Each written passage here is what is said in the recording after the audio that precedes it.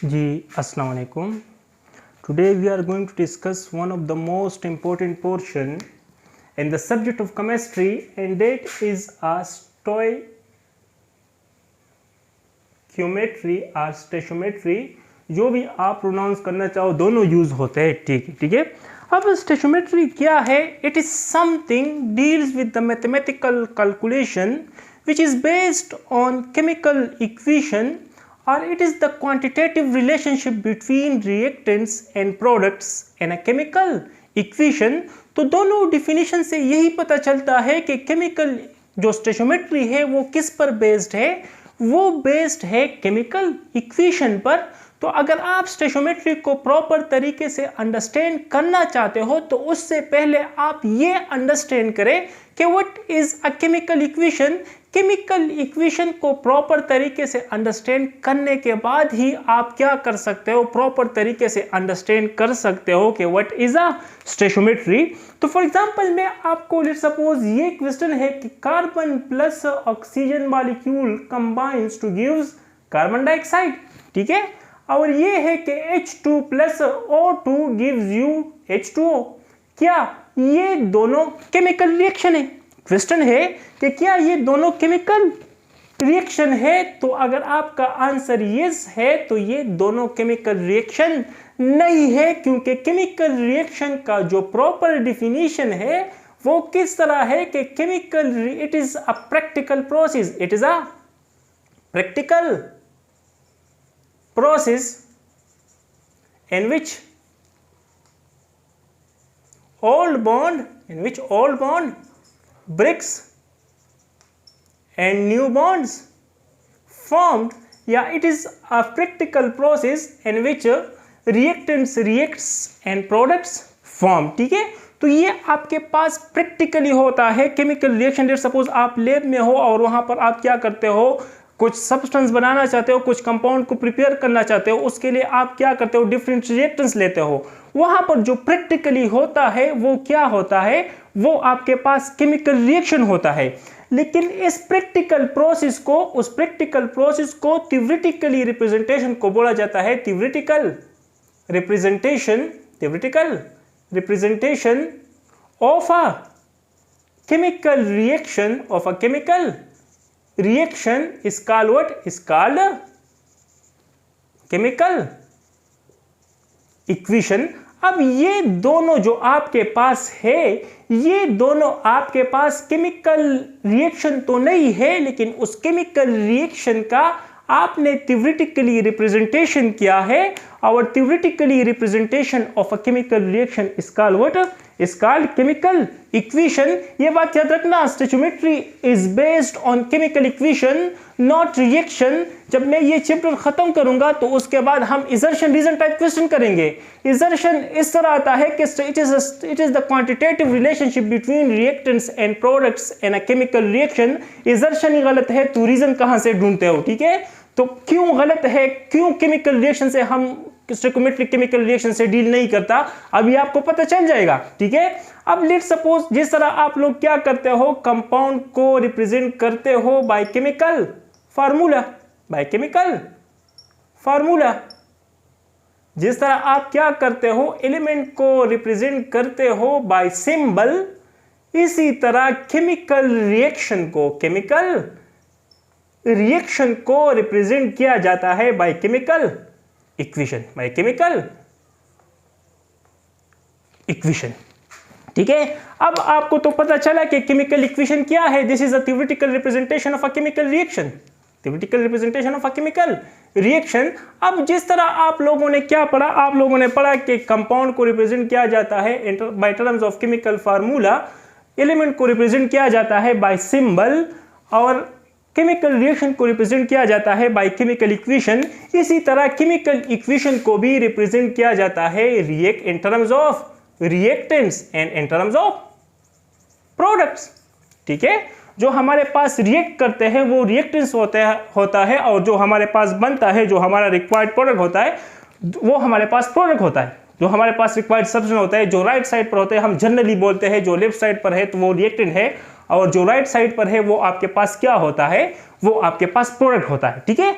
अब रिएक्टेंट्स और प्रोडक्ट्स को भी आप किस में रिप्रेजेंट करते हो? फॉर एग्जांपल ये केमिकल रिएक्शन में जरा यहां पर लेता हूं, carbon plus oxygen molecule combines to give carbon dioxide molecule, ठीक है।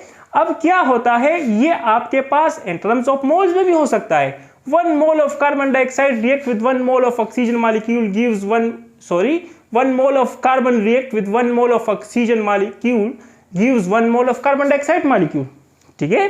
अब ये आपके पास इन टर्म्स ऑफ मोल में भी हो सकता है, ठीक है। अब आपके पास ये इन टर्म्स ऑफ मास में भी हो सकता है, क्योंकि 1 मोल ऑफ कार्बन का मास कितना होता है? 12 ग्राम होता है। 1 मोल ऑफ ऑक्सीजन मॉलिक्यूल का कितना मास होता है? ये आपके पास होता है 32 ग्राम। और आपके पास 1 मोल ऑफ कार्बन डाइऑक्साइड का मास कितना होता है? 44 ग्राम होता है, क्योंकि 12 प्लस 32 44 आता है, ठीक है। अब आपके पास दोनों मास में भी हो गए। अब हमारे पास रिएक्टेंट्स और प्रोडक्ट्स किस में हो सकते हैं? नंबर ऑफ पार्टिकल्स में भी हो सकते हैं, नंबर ऑफ पार्टिकल्स में भी हो सकते हैं। कैसे? क्योंकि 1 mole of any substance contain Avogadro number of particle. तो यहां पर हमारे पास नंबर ऑफ पार्टिकल कितने? 1 मल्टीप्लाई बाय Na, क्योंकि सब 1 के 1 मोल है, तो हमारे पास कितने नंबर ऑफ पार्टिकल है? 1 मल्टीप्लाई बाय एवोगैड्रो नंबर, ठीक है। अब हमारे पास अगर ये दोनों गैसेस है तो ये हमारे पास इन टर्म्स ऑफ वॉल्यूम में भी हो सकता है, इन टर्म्स ऑफ वॉल्यूम में भी हो सकता है, क्योंकि at STP 1 mole of any gas occupies 22.4 dm cube of volume. To 24 अगर लेट सपोज कार्बन तो हमारे पास गैसेस फॉर्म में नहीं होता, लेकिन अगर आप कंसिडर करें तो ये क्या होगा? 22.4 dm क्यूब के साथ रिएक्ट करेगा, और ये आपके पास क्या होता है? ये आपके पास 22.4 dm क्यूब क्या करेगा? ये बनेगा। लेकिन अगर रिएक्टेंट और प्रोडक्ट अगर आपके पास गैसेस है तो तब ही आप क्या कर सकते हो? वॉल्यूम का कंसेप्ट यूज कर सकते हो, अदरवाइज यू कांट, ठीक है। अगर अब इन दोनों में क्या है? क्वांटिटेटिव रिलेशनशिप क्या है? क्वांटिटेटिव रिलेशनशिप क्या है? इन दोनों में क्वांटिटेटिव रिलेशनशिप क्या है? क्वांटिटेटिव रिलेशनशिप का मतलब क्या है? फॉर एग्जांपल यही केमिकल इक्वेशन है, यही केमिकल इक्वेशन है। मुझे क्या चाहिए? मुझे ये 50 मोल चाहिए, तो मुझे कितना मोल्स ऑफ कार्बन रिक्वायर्ड होगा? तो देखो, अगर इसके 1 से ये 1 बनता है, तो अगर ये आपको 50 चाहिए तो ये भी आप 50 लोगे। तो ये इन दोनों में रिएक्टेंट्स और प्रोडक्ट्स में एक क्वांटिटेटिव रिलेशनशिप है कि नहीं? ये अगर ये आपको 100 चाहिए तो ये आपको 100 लेना होगा। ऑक्सीजन भी आपको कितना लेना होगा? 100 लेना होगा, ठीक है, क्योंकि इस रिएक्टेंट्स और प्रोडक्ट्स में एक क्वांटिटेटिव रिलेशनशिप है। फॉर एग्जांपल आप लोगों के पास एक और केमिकल इक्वेशन है, और वो इस तरह है कि SO2 plus O2 gives you SO3। अक्सर लोग जब इसे बैलेंस करते हो तो यहाँ पर हाफ O2 लगाता है, हालांकि ये केमिकली रॉन्ग है। मैथमेटिकली तो ये ठीक है, आप कैलकुलेट कर सकते हो, लेकिन जिस तरह आप क्वांटाइजेशन ऑफ चार्ज के बारे में पढ़ते हो कि हाफ इलेक्ट्रॉन या मतलब फ्रैक्शन में नहीं हो सकता, तो इसी तरह अगर आप इसको इन टर्म्स ऑफ मॉलिक्यूल में रीड करो तो 1 molecule of sulphur dioxide react with half molecule of oxygen molecule, ठीक है। तो हाफ मॉलिक्यूल का मतलब क्या? ये, ठीक है। तो ऐसा कोई कंसेप्ट ही नहीं है। तो अगर आप इसको बैलेंस करना चाहते हो तो आप इसको कैसा बैलेंस कर सकते हो? SO2 plus O2 gives you SO3। तो यहां पर भी आप 2 लगाओ यहां पर। अब ये आपके पास बैलेंस है, ये आपके पास क्या है? बैलेंस है। अब ये आपके पास रिएक्टेंट है और ये आपके पास प्रोडक्ट है। अब इन दोनों में क्वांटिटेटिव रिलेशनशिप क्या है? अगर ये मुझे 100 मोल चाहिए, ये मुझे 100 मोल चाहिए, तो ये मैं कितना लूंगा? ये मैं 100 लूंगा, क्योंकि इसके 2 से ये कितना प्रोड्यूस होता है? 2, तो 100 से 100।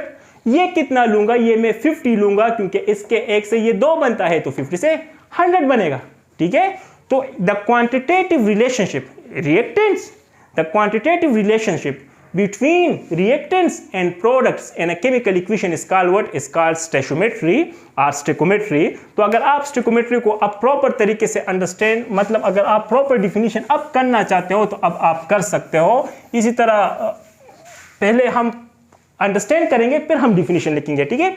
तो what is a stoichiometry? It is the study of quantitative relationship किस चीज के दरमियान में? Reactants. It is the quantitative relationship between reactants and products in a chemical equation is called what? Is called stoichiometry. ठीक है, quantitative relationship between reactants and products in a chemical equation is called what? Is called stoichiometry. अब ये definition तो हो गया, ये definition तो हो गया। इसका जो मैंने सेकेंड डिफिनीशन बताया था वो किस तरह था? वो कुछ इस तरह था कि it is something deals with the mathematical calculation which is based on chemical equation. It is something which deals with the mathematical calculation which is based on chemical equation. For example, आप लोगों के पास क्या है? ये आपके पास SO2 है, ये react करता है ऑक्सीजन मॉलिक्यूल के साथ और आपके पास क्या बनता है? SO3 बनता है। अगर आप इसे तो ये आपके पास बैलेंस हो गया। ठीक है, बैलेंस कैसे करते हैं अब हम करते हैं। ठीक है, अब आपके पास क्या है? अगर सपोज ये आपको 100 मोल चाहिए तो ये आपको कितना लेना होगा? तो इसके लिए मैं आपको सिंपल फार्मूला बताता हूँ। वो क्या है कि number of moles of SO2 divide by its stoichiometric coefficient. यहाँ पर जो होता है, यहाँ पर 1 है तो इसको स्टोइकोमेट्रिक कोएफिशिएंट होता है। वो नंबर जो बैलेंसिंग ऑफ केमिकल रिएक्शन के लिए यूज होता है उसे क्या बोला जाता है? उसे स्टोइकोमेट्रिक कोएफिशिएंट बोला जाता है। ठीक है, is equal to number of moles of oxygen divide by stoichiometric coefficient is equal to, इसका जो स्टोइकोमेट्रिक कोएफिशिएंट है is equal to number of moles of SO3 divide by its stoichiometric coefficient. ठीक है, अब मैं क्वेश्चन करता हूं कि मुझे ये कितना चाहिए? मुझे 200 चाहिए। कितना चाहिए? 200 चाहिए। तो मुझे ऑक्सीजन कितना लेना होगा? तो अब ये खत्म हो जाएगा, इन दोनों में रिलेशनशिप फाइंड करो। तो अब ये यूज करो कि number of moles of oxygen तो फाइंड करना है कि कितना रिक्वायर्ड है, डिवाइड बाय स्टोइकोमेट्रिक कोएफिशिएंट कितना है? 1 है, इज इक्वल टू ये कितना, मतलब कितना प्रोडक्ट बनना है? तो 200 डिवाइड बाय स्टोइकोमेट्रिक कोएफिशिएंट 2, तो number of moles of oxygen मेरे पास कितना आ जाएगा? 100 आ जाएगा। कितना आ जाएगा? 100 आ जाएगा। अगर आपको SO2 कितना चाहिए तो आप इसका भी यूज कर सकते हैं। Number of moles of SO2 कितना चाहिए? तो ये तो फाइंड करना है, इसका स्टोइकोमेट्रिक कोएफिशिएंट क्या है? 2 है, इज इक्वल टू ये कितना बनना है? 200, तो 200 डिवाइड बाय 2, तो ये हो जाएगा number of moles of SO2 is equal to 200 multiply by 2 divide by 2, तो ये खत्म। तो number of moles of SO2 आपके पास कितना होना चाहिए? 200 होना चाहिए। कितना होना चाहिए? 200 होना चाहिए। तो देखो, आप एक मैथमेटिकल कैलकुलेशन करते हो कि नहीं? किस चीज का मैथमेटिकल कैलकुलेशन करते हो? रिएक्टेंट्स और प्रोडक्ट्स का। इट इज तो मैंने जो सेकंड डेफिनेशन बताया था वो किस तरह था कि it is something, it is something deals with the mathematical calculation, with the mathematical calculation which is based on chemical equation। अब आपको थोड़ा बहुत इंफॉर्मेशन मिल चुका होगा कि हम केमिकल इक्वेशन की स्टडी को क्यों स्टोइकोमेट्री नहीं बोलते। क्योंकि लेट्स सपोज अगर आपको 200 मोल्स ऑफ SO2 चाहिए तो आप कितने रिएक्टेंट लोगे? या तो आप ज़्यादा, अगर आपको पता नहीं है तो या तो आप ज़्यादा लोगे या आप कम लोगे। अगर ज़्यादा लिया तो वेस्ट है, कम लिया तो दोबारा रिएक्शन करोगे। ठीक है, तो पहले आप क्या करोगे? पहले आप केमिकल इक्वेशन का यूज़ करोगे, उससे आप क्या करोगे? अमाउंट ऑफ रिएक्टेंट को फाइंड करोगे, फिर उसके बाद आप क्या करोगे? उतना अमाउंट ऑफ रिएक्टेंट लोगे तो आपके पास जो एग्जैक्ट अमाउंट ऑफ प्रोडक्ट होगा वो आपके पास बनेगा। ठीक है, ये तो it is something deals with the mathematical calculation which is based on chemical equation. जो किस पर बेस्ड है? केमिकल इक्वेशन पर बेस्ड है, केमिकल रिएक्शन पर बेस्ड नहीं है। अब एक क्वेश्चन आता है कि फॉर एग्जांपल आप लोगों के पास 2 इक्वेशन है। क्या है? 2 इक्वेशन है। एक ये है कि H2 plus O2 gives you H2, एक इक्वेशन ये है। ठीक है, अब ये इक्वेशन आपके पास ये है कि यही आपके पास क्या है? 2H2 plus O2 gives you 2 moles of H2। अब क्या इन दोनों इक्वेशन से आप स्टोइकोमेट्री को फाइंड कर सकते हो? तो अगर आप इससे फाइंड करना चाहते हो तो आपके पास आंसर गलत आएगा। अब अगर आप फाइंड करना चाहते हो तो आपके पास आंसर सही आएगा। क्यों? क्योंकि ये इक्वेशन आपके पास क्या है, स्टोइकियोमेट्रिक है और वो आपके पास क्या है, स्टोइकियोमेट्रिक नहीं है। ये आपके पास बैलेंस है, वो आपके पास बैलेंस नहीं है। ठीक है, तो आप कब आपको पता चलेगा कि हम इस इक्वेशन से क्या कैलकुलेट कर सकते हैं, अमाउंट ऑफ रिएक्टेंट या अमाउंट ऑफ प्रोडक्ट, या हम quantitative relationship between reactants and products क्या कर सकते हैं, बता सकते हैं। तो कौन से इक्वेशन को आप यूज कर सकते हैं? तो आप वो इक्वेशन को यूज कर सकते हैं जो एक तो करेक्ट हो, जो क्या हो, करेक्ट हो, और दूसरा जो आपके पास क्या हो, जो आपके पास बैलेंस हो। तो correctness of a chemical reaction can be checked by law of definite proportion, while balancing of a chemical reaction will be checked by law conservation of mass। तो सबसे पहले मैं आपको क्या बताता हूँ, लॉ ऑफ डेफिनेट प्रोपोर्शन के बारे में आपके पास आपसे बात करता हूँ कि लॉ ऑफ डेफिनेट प्रोपोर्शन क्या है। ठीक है, law of definite proportion, correctness of a chemical reaction, correctness of a chemical reaction. अगर आपके पास एक केमिकल रिएक्शन करेक्ट ही नहीं है तो फिर आपसे तो उसका तो यूज नहीं कर सकते। ठीक है, पहले आप ये correctness of a chemical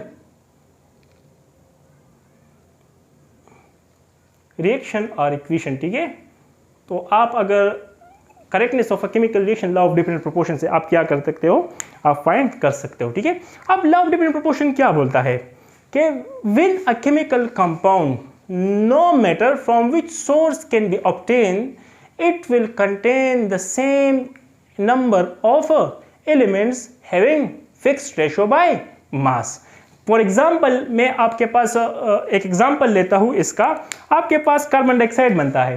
carbon dioxide आपके पास डिफरेंट वे से बन सकता है। ये कार्बन ऑक्सीजन के साथ कंबाइन हुआ और आपके पास क्या बना, कार्बन डाइऑक्साइड बना।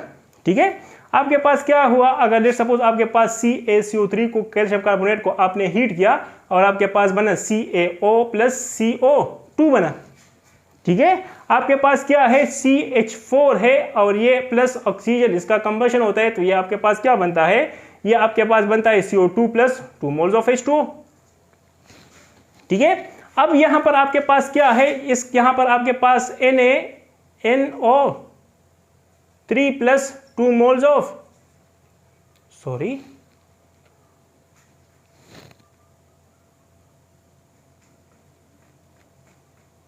ओके।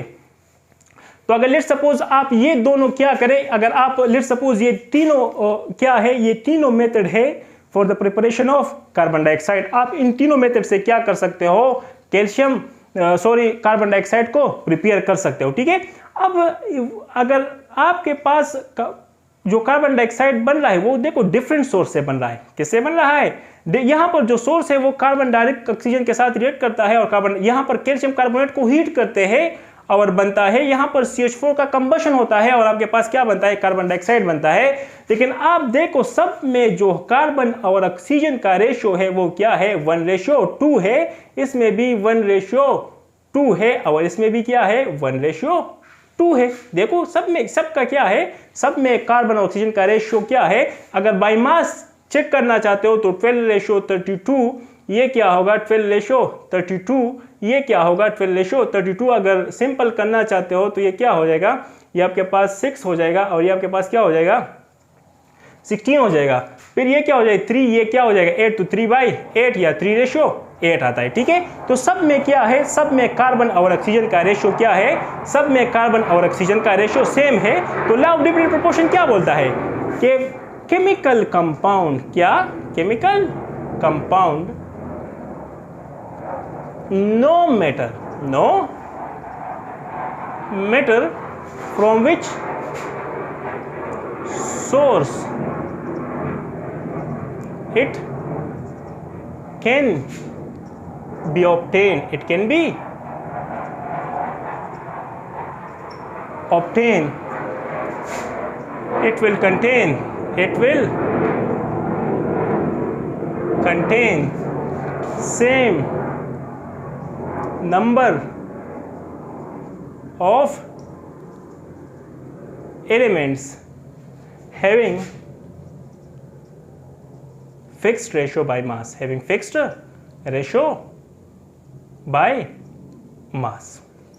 ठीक है, तो आपके पास क्या है, अगर एक कंपाउंड बन रहा है डिफरेंट सोर्सेस से, ठीक है, तो उसमें जो एटम्स का नंबर भी सेम होगा और जो उसमें मास का रेशियो बाय मास भी होगा वो भी फिक्स्ड होगा। ठीक है, तो ये लॉ ऑफ डिपेंडेंट प्रोपोर्शन है। ठीक है, अगर और इसके बाद हम इस पर एक न्यूमेरिकल भी करते हैं। हम एक इक्वेशन में आपको एक देता हूँ, 2 एक्सपेरिमेंट है और वो लॉ ऑफ डिफरेंट प्रोपोर्शन को ओबे करता है कि नहीं करता, हम वो करते हैं। लेकिन इससे पहले हम क्या करते हैं, हम लॉ कंजर्वेशन ऑफ मास को भी पढ़ते हैं। ठीक है, अब लॉ कंजर्वेशन ऑफ मास क्या बोलता है, लॉ कंजर्वेशन ऑफ मास। ठीक है, लॉ कंजर्वेशन ऑफ मास।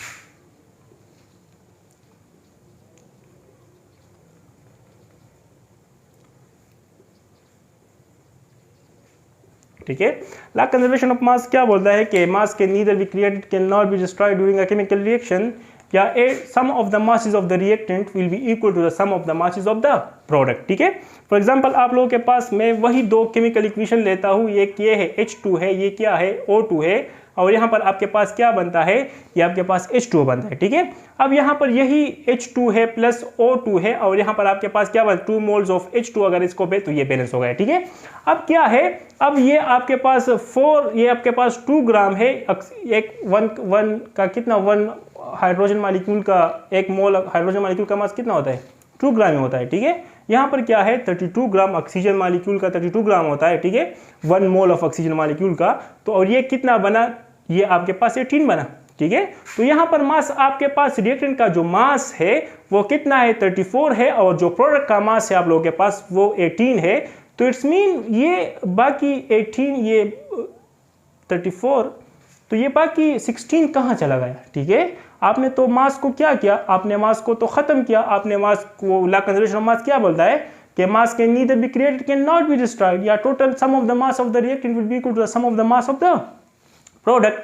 तो ये आपके पास अब बैलेंस्ड केमिकल इक्वेशन नहीं है, लेकिन अगर आप इसको यूज करना चाहो तो ये क्या हो गया, 4 ग्राम, क्योंकि 1 मोल का 2 तो 2 मोल का 4, ये क्या हो गया 32 ग्राम, और प्रोडक्ट का आपके पास क्या है 36 ग्राम, क्योंकि यहाँ पर 2 मोल से 1 मोल का 18 ग्राम होता है, तो 2 का 36 ग्राम हो गया। वरना इसमें जो एटम्स है उसके मासेस को प्लस करे, फिर ग्राम पर मोल में क्या करे, कन्वर्ट करे और 2 से मल्टीप्लाई करे। कैसे करेंगे हम डिस्कस करेंगे। ठीक है, जब हम कल मोल और एवोगैड्रो नंबर हम पढ़ेंगे तो फिर उसमें हम डिस्कस करेंगे। ठीक है, अब ये आपके पास बैलेंस है, तो आप ये इक्वेशन क्या कर सकते हो, स्टोइचियोमेट्री के लिए यूज कर सकते हो, हालांकि ये आप यूज नहीं कर सकते। ठीक है, अब मैं आपको एक और इक्वेशन देता हूं। फॉर एग्जांपल आप लोगों के पास SO2 है और ये ऑक्सीजन मॉलिक्यूल के साथ कंबाइन होता है और ये आपके पास SO3 बनाता है। क्या बनाता है, SO3 बनाता है।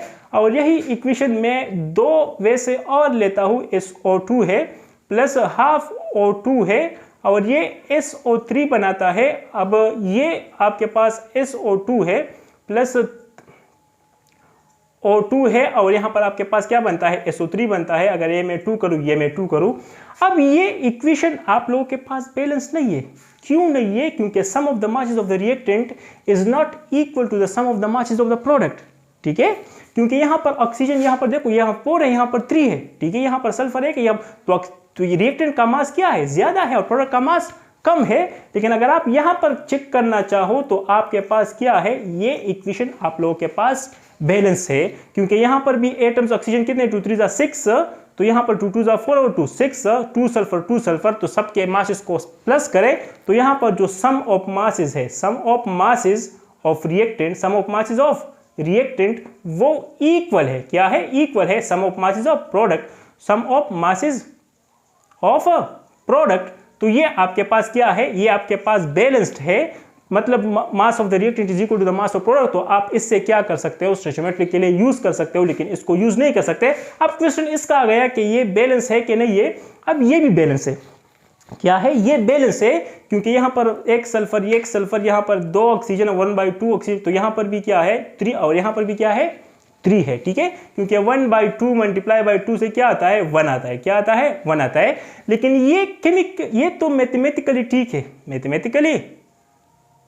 मैथमेटिकली ठीक है, लेकिन केमिकली क्या है, केमिकली ये गलत है। केमिकली ये गलत है। क्यों गलत है, क्योंकि अगर आप इसे इन नंबर ऑफ मॉलिक्यूल में आप इसे रीड करें तो it's mean 1 molecule of SO2 react with half molecule of O2। तो जिस तरह आप क्वांटाइजेशन ऑफ चार्ज पढ़ते हो कि हाफ मतलब चार्ज का रिफ्लेक्शन में नहीं 1.2 इलेक्ट्रॉन 1.3 इलेक्ट्रॉन या इस तरह नहीं हो सकता, तो इसी तरह मॉलिक्यूल भी हाफ। तो हाफ मॉलिक्यूल का क्या मतलब, ये इस तरह कोई कंसेप्ट ही नहीं है, ठीक है। तो ये इक्वेशन आप मैथमेटिकली तो यूज कर सकते हो, लेकिन ये केमिकली रॉन्ग है। तो बेस्ट वे क्या है कि आप वूल नंबर में एक केमिकल इक्वेशन को क्या करें, एक केमिकल इक्वेशन को बैलेंस करें। तो अगर आप अब स्टोइकियोमेट्रिक लॉ कंजर्वेशन ऑफ मास को डिफाइन करना चाहते हो, तो आप अब डिफाइन कर सकते हो कि what is law conservation of mass, that mass of some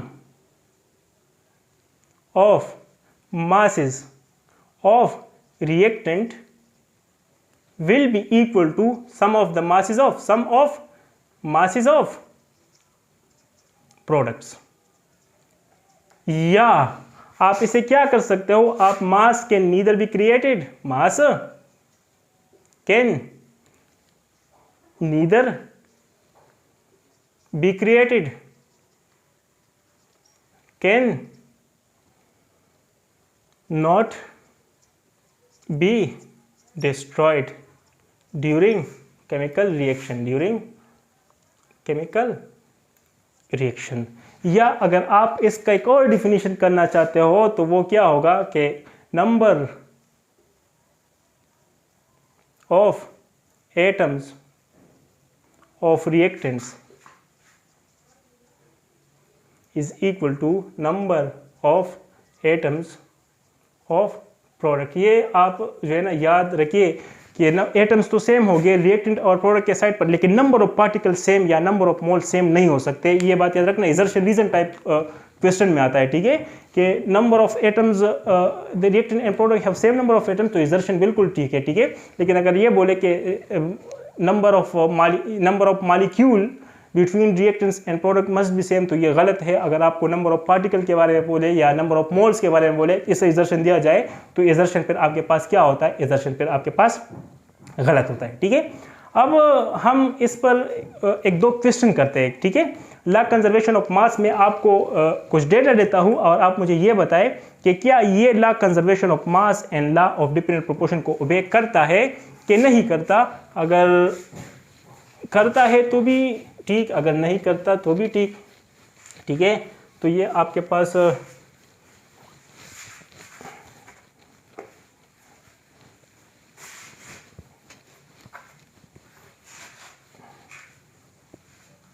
okay, आपके पास क्या है, आपके पास एक कुछ डेटा है, इस बुक से मैं लेता हूँ फिजिकल केमिस्ट्री का, कि आपके पास क्या होता है। दो एक्सपेरिमेंट आपने किया, क्या आपने दो एक्सपेरिमेंट किए, और एक्सपेरिमेंट नंबर 1 क्या है, एक्सपेरिमेंट नंबर 1 जो आपके पास क्या है वो ये है कि 0.243 gram of magnesium on burning with oxygen yield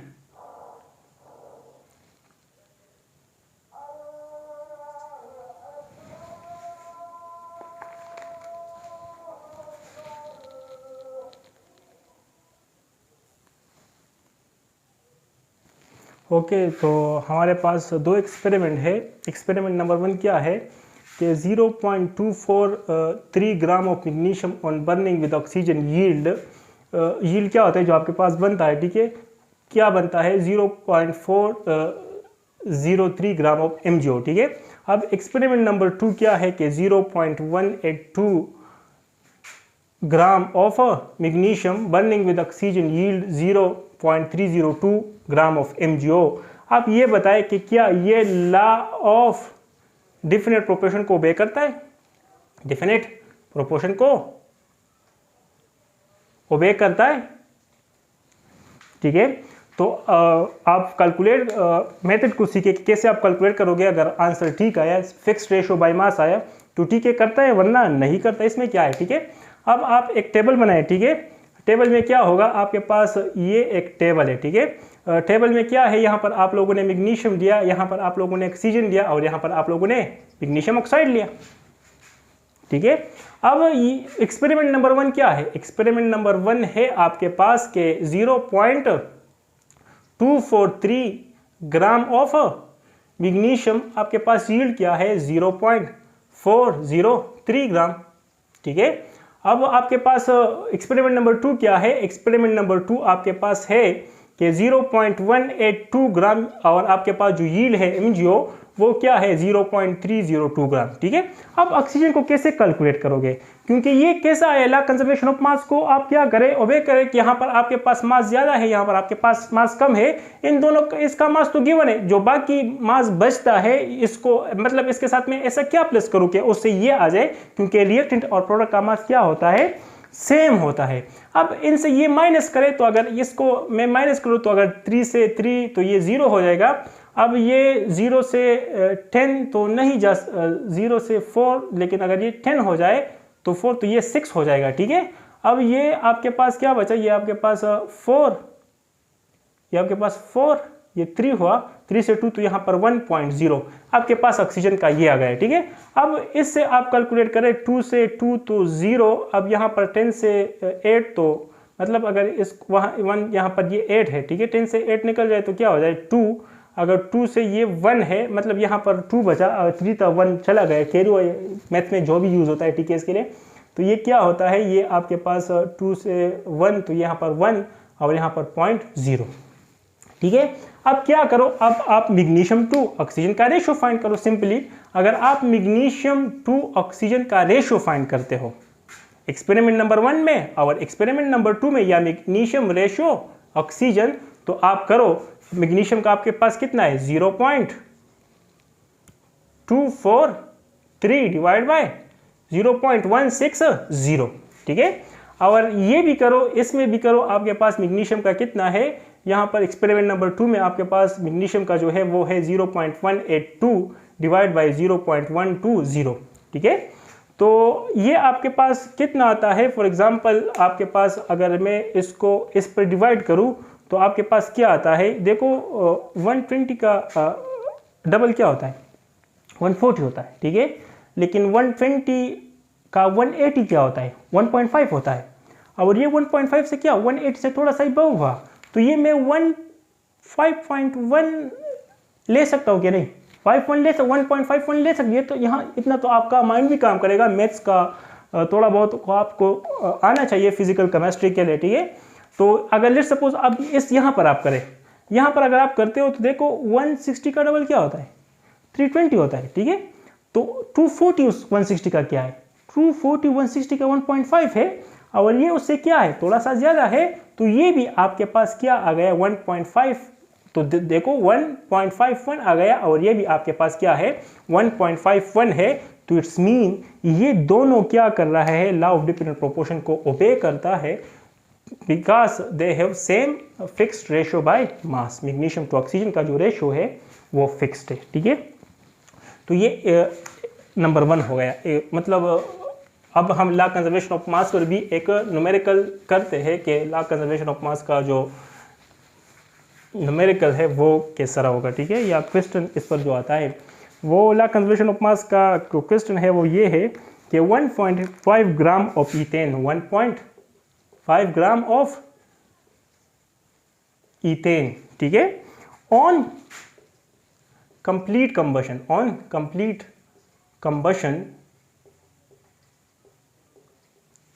on complete combustion gives 4.4 gram of carbon dioxide